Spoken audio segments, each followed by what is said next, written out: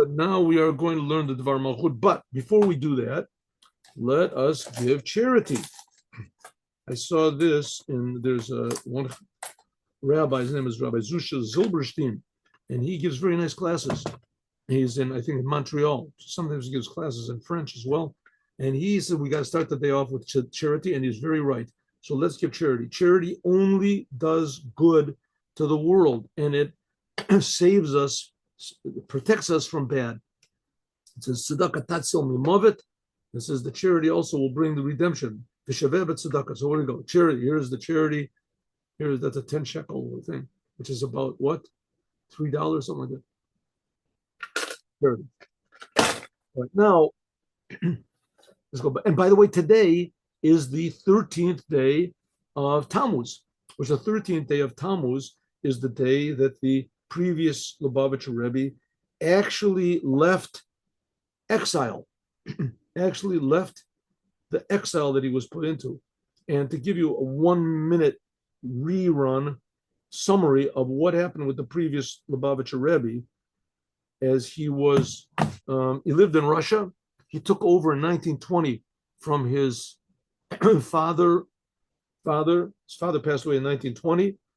And that was when communism was just really, how do you say, taking power in Israel, in Russia. It was really consolidating all of its power and getting organized and things like that in Russia. And that things were getting really bad. And in 1920, and the previous Rebbe's father sensed that the evil of communism, and he said, it's too much for me, I can't take it, you take it. So the previous Lubavitcher Rebbe, he was the one that single-handedly fought against communism. And as I've said so many times, that Stalin killed an estimated 30 to 50 million people, of his own people, killed them in his paranoia, whatever you want to call it, of holding on to communism, keeping communism strong, and they say unchallenged. So he killed all these people, and of course the previous Rebbe was challenging communism. He was saying that God is the ruler of the world, not Stalin, and that the Torah is the direction for life, not the Das Kapital or whatever it is. So the previous Rebbe was put into prison, sentenced to death.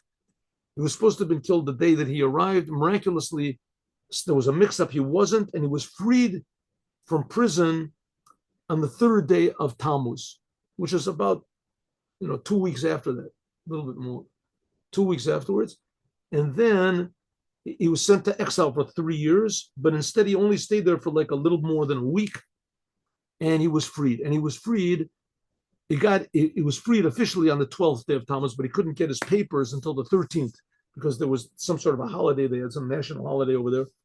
And so he got his papers on the 13th. So on 13th, the 12th and the 13th are the days when the previous Rebbe totally went out from the clutches of communism. In other words, he was untouchable by communism, which that's unheard of. Unheard of. And there was one person in Russia that could actually do what he wanted to. It's unheard of. And a couple of months later, he left Russia. He was actually evicted from Russia.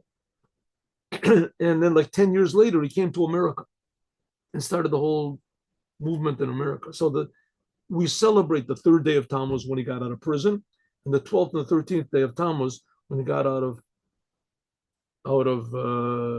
exile as well. But the reason we're celebrating is because Chabad is not just a Jewish movement. It is trying to make all the Jews move, be dynamic. All the Jews is not just for individual Chabad Hasidim or religious Jews or something like that.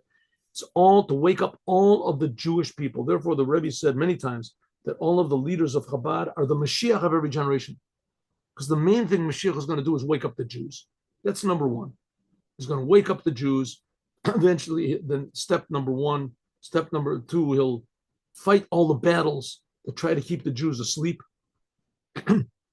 Against all the things that try to keep the Jews asleep. He'll fight battles to wake up the Jews. That's a big battle. fight the battles of God. Then he'll bring the third temple from heaven, which we see the previous Rebbe is not yet done. We're still in the battle stage. And finally, he'll gather all the Jews to Israel. All the Jews will just want to be where the Holy Temple is. The Jews will realize that they're holy, want to be with. So, in other words, the previous Lubavitcher Rebbe was, as all the Rebbes of Chabad, they were the Moshiach of the generation. But all the others were trapped in Russia, and the previous Rebbe got out of Russia. And he had tremendous opposition everywhere that he went, because who wants to wake up all the Jews and who wants to advertise that? And not only the Jews are supposed to wake up the whole world to how good God is, how God is creating us, and etc. Like all the things we just finished learning. So that's why we're celebrating these days. Okay. So that's what the Rebbe is talking about here. He's talking about how it is that the previous Rebbe, when he was released, he said from prison, Lo oti bilvad, not I alone. This is a speech that the Lubavitcher Rebbe gave in 1992. The previous Rebbe said, not me alone, not I alone, was released from prison on the 12th day of Tammuz, but also all those who learn the Torah, all those who don't learn the Torah, they just keep the commandments, and all those that don't keep Torah, not commandments, are just every one who calls themselves a Jew. And the Rebbe actually was including on not that call themselves a Jew, but that I call a Jew. And there's a lot of Jews that don't know that they're Jewish. They don't know they're Jewish, especially the Jews in Russia. Especially the Jews in Russia. The Rebbe was exiled in the beginning of the communist takeover. But when it came to 1990 and the walls of the Iron Curtain fell, as the Jews in Russia had been 70 years without Jewish education. So there were people whose parents didn't know that they were Jewish. The grandparents kept it from them. There's some people that even their grandparents didn't know that they were Jewish. Their great-grandparents kept it from them. So those people are just called Jews. Who calls them Jews? They themselves don't even call themselves Jews. They're just called Jews. This is a geula, the Kol Ben Israel. This is the redemption of all of the Jewish people connected to the previous Lubavitcher Rebbe. If you could go out of communism, communist prison, if a person could defy communist prison, which the whole, how do you say, their whole thing that they were, their only product was death. In the communist prisons, the only product they had was not rehabilitation, it was just death, just killing people. And the people that got out, right, they were so mixed up and so confused, right? But the main thing was death. He killed tens of millions of people. And the previous Rebbe was right in their clutches totally. And he got out of that. And not only that, he defied them. He did not comply with any of their desires. They told him to stand. He refused to stand. They told him to do this. No matter what, he refused. In prison, they beat him up. They tortured him. He refused to comply. And in the end, he was victorious. They had to comply with him. So he says this is connected to if a Rebbe could go out, and they really wanted to destroy him, if he could go out of communist prison, then every Jew certainly can go out just of their misconceptions, of their ignorance. Says that's going to be done by the whole idea of spreading out the well springs outward. Also, b'chetzi kadar atachton, that the Rebbe got out of prison. Eventually, he came to what's called the lower part of the globe. The upper part of the globe is the half of the earth where the Torah was given. And where the Torah was given, that's called the upper part of the world. And the bottom part, that's where the Torah is not given. Right? Area where the Torah is not given. Uba'ofen shemimenu mispashtim, and that from America was spread out the well springs of Chassidut to all of the corners of the world. That this is the last preparation for the arriving of Mashiach. Mashiach is supposed to come any second. Why it has not exactly happened, nobody knows. The Rebbe said he doesn't understand what's going on. It's supposed to be any second. Mashiach is supposed to come. And it was obvious to everybody. The Rebbe said the previous Rebbe, he's the Mashiach of our generation. And the one that took over from him is the Mashiach of the generation. So the Rebbe was obviously referring to himself. And the Rebbe is obviously doing the work of Mashiach. But nevertheless, and the Rebbe said the work has already been done. We learned that before, that the how do you say, the critical mass of Jews has been achieved. They're doing Torah and the commandments. There'll be this atomic reaction any second now, any second. Maybe that's what's happening now, but it should have happened a long time before. And I have to admit that it's very painful what's going on now. Very painful. I mean, our boys in Israel, they're being killed. Yesterday, a good friend of mine lost his son, a Chabad Chassid from Beersheba, from what is it, Beit Shemesh. He lost his son, a soldier. I mean, terrible things are happening, unexplainable. But Mashiach will make sense of it. But it has to come any second now. It has to make sense.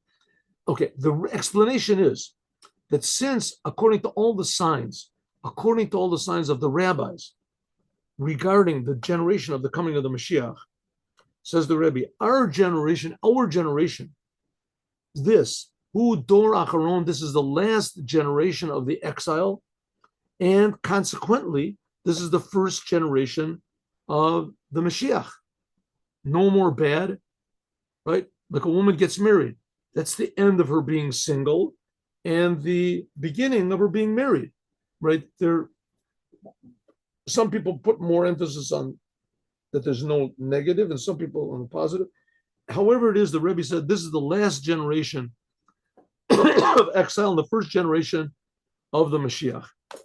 And therefore, now, I know you've got a lot of questions. I have maybe more questions because there's, like I say, a lot of really bad things that are happening that are not consummate with what's supposed to happen in the days of the Mashiach. I mean, as far as I understand, but there's a lot of pain, a lot of trouble. One of my best friends just passed away a couple of days ago, right? So, what can I say? All that I can say is that the same thing happened in the Torah. We see the Torah that God tells Moses, okay, go and take the Jewish people out. And everybody says, and Moses says, that's it. I'm here. I'm taking the Jewish people out. And everybody believed. And Moses, we're finally leaving. My father told me that his father was 4 generations that were in Egypt, right? As slaves. And my father told me that his father told him that someone's going to come and take us out of Egypt. And Moses said, that's me. God just talked to me. And everybody said, oh, this is really great. And then things got worse. Paro said, what are you talking about? Things got worse. So maybe that's what's happening now. I mean, I'm trying to make excuses for this whole business. In any case, for sure Mashiach is going to come. And for sure the Rebbe is speaking the truth. And the Rebbe was never wrong about anything that he said. Ever. Amazing prophecies that hit exactly right bullseye. Everything that he said was right. So here is not an exception. Even though we got big questions, when is it going to happen? So what can I tell you? Any second now it's supposed to happen. Just like Moses said, we're going to get out. And suddenly Paro said, no, I'm not even going to give you any straw. You have to go and gather straw for the bricks, right? Instead, things got worse. And everyone said to Moses, hey, what's going on? And Moses went to Hashem. And he said, God, you told me to take the Jews out. And things are only getting worse. Lama why are you torturing the Jews? And we have to ask the same question that Moses asked Hashem. Hashem, what's going on? Why are you torturing the Jews? What's going on? Why? So the only explanation that I can really give is that there's one person that he's messing the whole thing up. And that one person is me. And that I have to do more. And I have to think more positive. Like we just finished learning in Likkutei Torah, that the thoughts of the people who do Torah and commandments, they're worse than the bad deeds of the people that don't do Torah. Okay, anyway, let's continue. The explanation is this: since all the signs of Mashiach are already here, and therefore, Gam B'Boazman, the Rebbe said this 34 years ago. Also, when the time comes that there was the destruction and the exile, and it began, and just next week we're going to start celebrating, remembering the days of the destruction from the 3 weeks from the 17th day of Tammuz until Tisha B'Av. It is stressed mainly not coming up to the holiday, not how to fix things up, but the good which is in it. The 17th day of Tammuz is the numerical value. 17 is the numerical value of Tov, good. Shazui, this is the preparation for the true redemption by seeing the good which is inside of the bad and ignoring the bad. By ignoring the bad, And just doing the good, that fixes up the bad more than anything else. The bad things in the world just want attention. If you stop giving them attention and you, put your attention to good things, then that illuminates the world. A little bit of light pushes away a lot of darkness. And then this adds on even more the completion of the service of spreading. How do we do it? How do we do this? By spreading out the Torah and Judaism and the well springs of Hasidut outward, Bechetzi Tachton, in the lower part of the world, namely here in America, South America, Canada, that is a result of the previous Rebbe being freed from Russia, that he, unlike the Rebbes before him, that they were all in Russia. They left Russia maybe for short periods. The Rebbe Marash, he left for, a few days, maybe a couple of days. But the previous Rebbe permanently set up his residence in America. And he says that's been already for 50 years. The previous Rebbe came to America in basically 1940. I'm sorry, in 1940. And the Rebbe is giving the speech was in 1990. So this is already 50 years. Asher Batchalat Tkufa, in the beginning of this 50 years, the previous Lubavitcher Rebbe, that he is the leader of our generation, he came out with an announcement: La'alter l'tshuva, la'alter l'geula. If the Jewish people return to their true identity, then immediately the redemption will come. And he announced shekavar saimu kol inyan avoda, that we have, the previous Rebbe announced that we have already finished all of the service that we have to do in order to fix up this exile. But all we need to do, all that's lacking is just to shine up the buttons for the parade, right? All the soldiers are standing there already, especially in the Russian army, right? They made a big thing about pomp and everything was nice and everything looked good. So they had garments, and the garments were all, pressed and clean and this, and especially the officers, they had like copper buttons, and they had to shine up the buttons. You shined up the buttons, you were ready for the parade, right? You're ready for the parade. And when they would march, in the daytime, the sun would shine off the buttons, and it was very, impressive to everybody. So the Rebbe said, everything has been finished. The instruments are in place. Everybody's dressed in their uniforms. Everything is clean. All we have to do is shine up the buttons a little bit. That's what the previous Rebbe said. It's all ready for the parade for Moshiach. Moshiach is here. Just shine up the buttons. Said the Rebbe. That what the previous Rebbe said 50 years ago. 50 years ago. Said, I'm saying now even more, Shekavar Saimu. We've already finished shining the buttons. But all we have to do is stand ready for the announcement. Right? Ready for the march. All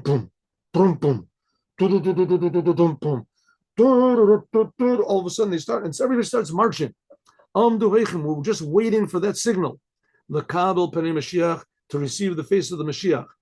Hari when we have finished this period of waiting, b'vadai, certainly without any doubt, or even shade of a doubt, that the time for redemption has already arrived. This was the Rebbe said this was 30 years ago. In the language of the rabbis, kolu kol kitzim. The rabbis said this in the Talmud. This was like 1,800 years ago, that all of the projected times when Mashiach is supposed to come, they've already passed. If Mashiach comes now, for sure he's going to come. If Mashiach comes now, he's really late. That's the idea of doing tshuva. Maybe we just have to do tshuva. The previous Rebbe said if we do tshuva, then Mashiach is going to come. Says the Rebbe, that's also been done. It says, Haya kavar b'shleimut. The critical mass of Jews, the necessary amount of Jews to start this atomic reaction of good, doing tshuva, that's already been achieved. Including the completion of the Mashiach is going to come and making the tzaddikim do tshuva. Because waking up the Mashiach, which is each and every Jew. Now, every Jew has a spark of Mashiach inside of him. What is the spark of Mashiach inside of him? Is self-sacrifice for Torah and commandments. Not letting the world affect us negatively and we affecting the world positively. That's what's called the spark of Mashiach inside of each one of us. The essence of our soul. Because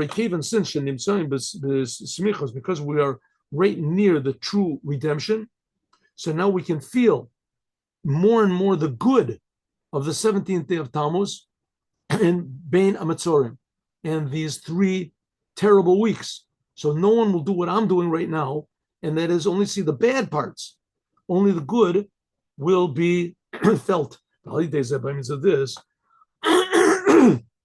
we come to a completion of the true redemption. I mean, maybe I can give you an example. Let me try to give you an example of this thing. Let's take a person that is a talented person, wonderful person, positive person, makes people happy. He's a musician, and he's a doctor, and he is an advisor, and he's a public speaker, but he gets into depression. He gets depressed. He made like 4 lectures, something like that. Nobody came, and he gets depressed. And then as soon as he gets depressed, all of a sudden he doesn't feel good. All of a sudden he has a bad backache. And there's all of a sudden this, and things get worse and worse because he's depressed. Feels depressed. Feels worse. Now the fact of the matter is he's a wonderful person. And he still is. He says, I'm already 90 years old. He's still young. He's still young and he feels young, but he looks at them and the way he says, I'm 90 already, 90 years old. I'm an old person. Death is approaching, right? The angel of death is knocking on the door, and I can't move and I can't think and I can't do, and nobody wants none of this. No, it ends up the fact is nobody came to his lectures because the advertising was bad. And somebody tells us it's good because it's bad because I haven't got any luck and everything is bad and everything is this. So he gets all depressed. So he gets depressed, it neutralizes him totally. And all he can see is bad. All he can see everywhere that he is. I know people like that. All he can see is bad. What about all of his talents? What about all his abilities? What about all of his potential? What about all his successes that he had in the past? It's nothing. Everything is bad. Nothing is good, right? Nothing is good. So what's missing for this person? He doesn't want to see the good. He doesn't want to see what's good. Someone can come up to him and say, hey, man, I mean, first of all, you're a Jew. You're alive. You're a human being. Those 3 things should make you happy. Yeah, but I'm not. Just think about, I'm alive. Yeah, I guess I'm alive. I guess, who cares about being alive? You can do things. You can help people. You can say hello to somebody on the street. You can make somebody else happy just by, you don't have to be a big professor. You have to have 1 million people come to your lecture. Even one person coming, that's an amazing thing, right? How many people listen to them in lecture? Yeah, I guess as soon as this person starts to get out a little bit, starts to see the good, then he starts to realize more and more that really everything is good. And that what he saw was bad was 99% of his imagination, and the other 1% is misinterpreting what's going on in the world. So true, there's a lot of things which we don't know how to interpret properly, right? Dying, etc. Things like that. We don't know how to, but we have to believe that it's good. Says the Rebbe, the more that we look at the good, the more good there will be. And that's the point what the Rebbe is trying to do with this speech. He's trying to show, to give us, I say, direct our attention to the good, to focus on what is good, and not let the confusion of the world confuse us to ignore the good. That's the big problem. To ignore the good. Okay, Chidush knows of, in addition, that's in our generation, an additional novelty in our generation, in this year, in addition to the fact that we are immediately, any second now, is supposed to come the future redemption. Right? And again, let's take an example. We say, what are you talking about? The Rebbe's been saying this for 30 years. That's looking at the bad.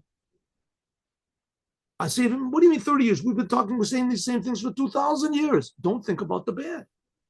That's the bad. Yes, it's true. But the fact is, we're alive. Every second is brand new. What happened in the past is already in the past. Forget about the bad of the past. Let's just think about the good in the past. What about all the good deeds the Jews did? What about all the prayers the Jews prayed? What about all the suffering the Jews prayed? This is all gathered up together. Any second should come the redemption.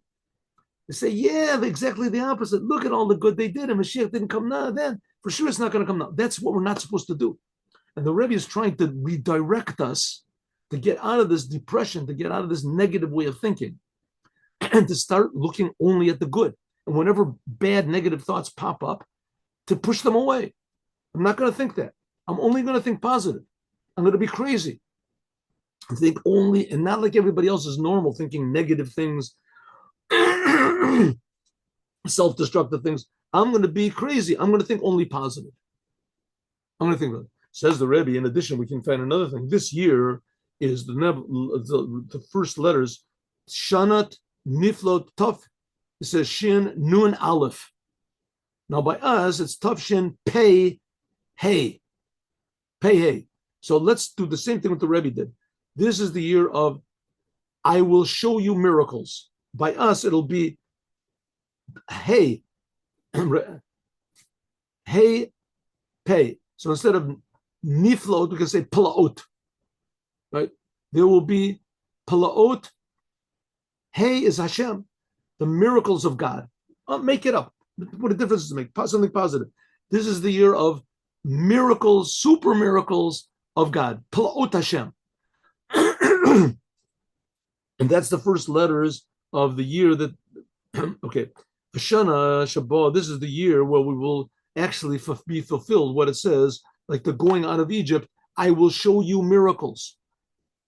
I will show you miracles. Ukavar, it's a sentence in Micha, we brought it up a lot of times. God did take us out of Egypt, and that's, by the way, where Moshiach is found in the Torah. How do you know there's going to be a future redemption? Because the first of the 10 commandments is, I am God that took you out of Egypt. The first of the 10 commandments is to believe in God. So why doesn't it just say, believe in God? The first of the 10 commandments, Tamin B'Hashem, believe in God. And the second commandment is, don't believe in anything else. But that's not what it is. The first of the 10 commandments is, I am God that took you out of Egypt. That's what it means to believe in God. To believe in a God that takes us out of Egypt. We're not in Egypt now. What do you mean? What are we supposed to believe? What do I care what God did 3,000 years ago? The Rebbe says that's not so. We are in Egypt. And God is telling us what he does. God takes Jews out of exile. And we are in a terrible exile. And God is going to take us out. Excuse me. God is going to take us. That's what the prophet Micha said. Just like the days of going out of Egypt, I will show you even bigger miracles. It says the Rebbe, that's this year. I'm sorry. This is the year of Niflaot. That's the Niflaot that Micha was talking about. The miracles. By us, it's Pei. So the Plaot, the miracle. We've already seen miracles. This must be the year the Mashiach is going to come. But when the Rebbe was speaking, the Iron Curtain had already fallen. And Saddam Hussein shot 39 massive missiles into Israel that destroyed whole buildings, apartment buildings, 5-story, 6-story buildings. They all came crumbling down with the people in them, and no one was hurt. No one was hurt. 39 missiles. Saddam Hussein. I was there. I remember I saw Saddam Hussein. Everybody thought he was going to shoot the gas, biological weapons. And the Rebbe said, don't worry. Israel is the safest place in the world. The Lubavitcher Rebbe was the only person in the world that said this. Everyone said, you got to watch out. You have to put on masks. The Rebbe said, there's not going to be, you have to, if they tell you to put on masks, don't make trouble. But the fact is, there's not going to be any gas, no biological, no, whatever it is, nerve, gas, no atomic bombs, no nothing. There's not going to be any damage. Israel is the safest place in the world. And 39 missiles fell and they destroyed whole buildings. Everything was just in total ruin and no one was hurt. No one was hurt. He shot and he shot and he shot and he shot and he shot. No one was hurt. I mean, now there's, I think, no less miracles. The Iranians, they shot 300 missiles, which, as far as I understand, they were as powerful as what Saddam Hussein shot back then, 39. They shot 300. And the Hezbollah and that, they shot over 30,000 missiles. They weren't as big, but each one was like as big as, I don't know, like 50 hand grenades or something like that. What they shot at us. And almost no one was, there were people that were killed, but, commensurate to the potential of destruction, it was close, much closer to zero than it was closer to, the potential that there was, God forbid, of danger of destruction that those missiles could have come. 30,000 missiles. So the Rebbe, back then there was 30,000 missiles, and the Iron Curtain fell. By us, we're seeing there was by then it was 39 missiles. Us is 30,000 missiles, and the Iranians 300 missiles. And by then, the Iron Curtain fell. By us, it seems pretty obvious that Iran has fallen. It seems pretty obvious, despite what the leftist news says and things like that. We killed all of the scientists over there, and we destroyed all of their potential to rebuild and everything like that. The whole country's in confusion. In any case, they're worried more about their wounds than they are wounding us. But until this is the year that the Moshiach is supposed to come, and Moshiach will let the Jewish people know the time of your redemption has arrived. That's what it says in the Midrash Yalkut Shimoni. Until it says, Hine Mashiach ba. He will announce the Mashiach is coming, V'kavar ba, and he already came. Hainu sha'omdim kavar, that we are already in the beginning of the days of the Mashiach, and the beginning of the redemption. And immediately, takif, and immediately, Amshacha, it will be drawn down in a complete way into the world. And perhaps we can say, I don't want to be one of those people that says, this is a sign, and this is a sign, this is a sign. But I think maybe we should look at it that certainly could be a sign. The anti-Semitism in America is, I learned in university in America. I learned in University of Michigan, which was considered to be a very leftist, super leftist place. I remember I went to meetings of the SDS, the super leftist place. It was unheard of in America. I learned in the 60s. It was like a really wild time. It was unheard of that anyone would speak against the Jews. It's true, I went to meetings of the SDS where they spoke against Israel and what they're doing. This is an old theme. Even in Israel, there was the same thing. The leftists in Israel, they had the same thing. That's why we gave this land away. Because they said, we're not Jews, we're not the chosen people, the land of Israel doesn't belong to us, we're not holy, the land of Israel is not holy. In Israel, there's a very big contingent of people like that. In fact, that was the basis of Zionism. That was the basis of Zionism. But the old Zionists that came, they wanted to conquer the land. They took over the land, right? Which they should. But then they didn't know why they were holding on to it. They started to give it back.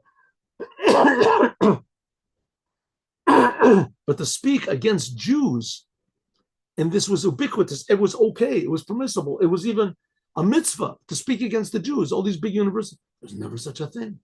Never. On the media, to get a person to speak against the Jews, you wouldn't speak against anyone, right? Even speaking against the communists, you weren't speaking against the communists. In the 60s, you didn't speak against anybody. Against the Jews, it's okay, right? Against the Jews, all of a sudden, now it's okay to speak. What's going on? And a lot of Jews are waking up. And a lot of Jews in Israel are waking up. Those people that were killed in the October 7th and the murders, they were all like super, super, ultra leftists that were saying that there's no difference between a Jew and an Arab, and we have to make peace with the Arabs. And that would, all of them.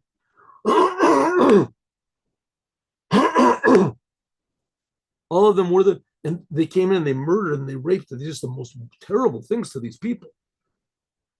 Just awful. And a lot of them are starting to realize, listen, we made a big mistake, right? These people are not our friends, right? And they're starting to say, listen, maybe they don't deserve to be our next door neighbors either.